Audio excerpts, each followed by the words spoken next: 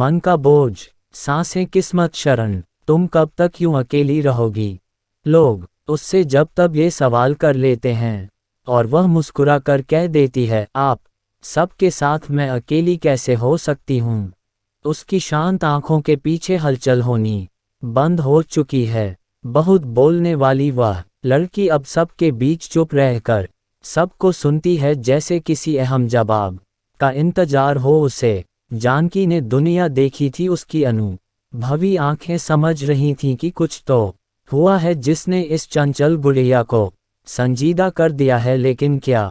संदली, क्या मैं तुम्हारे पास बैठ सकती हूँ?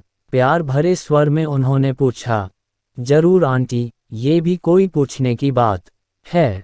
मुस्कुराती हुई संदली ने खिसक कर बेंच पर उनके बैठने के लिए जगह बना दी।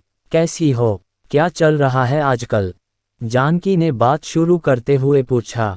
बस आंटी, वही रूटीन, कॉलेज पढ़ाई, संदली ने जवाब दिया। आप सुनाइए। बस बेटा, सब बढ़िया है। आजकल कुछ न कुछ नया सीखने की कोशिश कर रही हूँ, चश्मे को नाक पर सही करते हुए जानकी ने कहा। अरे वाह, क्या सीख रही है इन दिनों?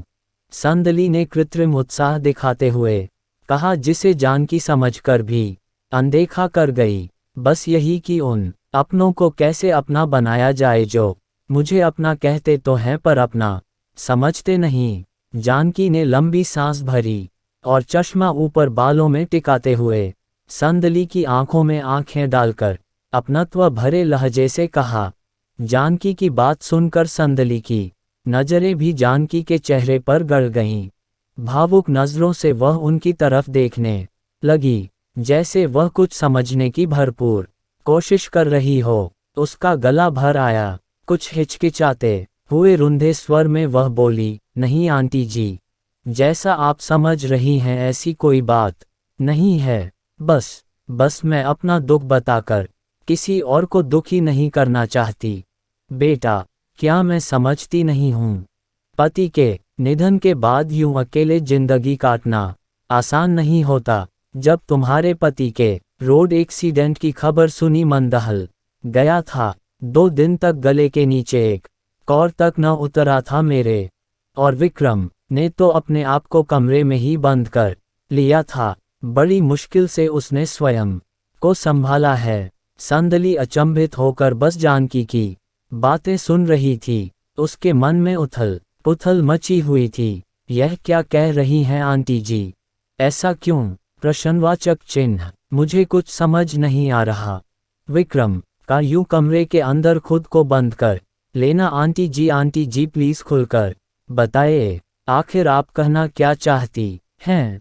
उन्हें बीच में टोकते हुए विस्फारित नजरों से संदली ने पूछा।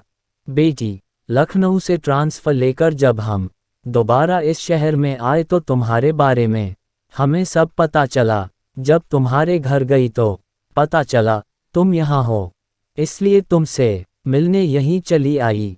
जानकी ने हौले से संदली का हाथ अपने हाथ में ले लिया और बोलना जारी रखा।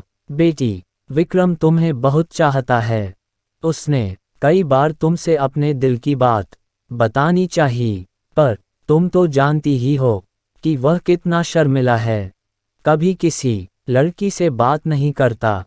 तुम जब भी कभी विम्मी के साथ घर आती थी, वह किचन में मेरी मदद करने के लिए दौड़ा आता था और तुम्हें देखने के बहाने मेज पर नाश्ता भी खुद ही लगाता था।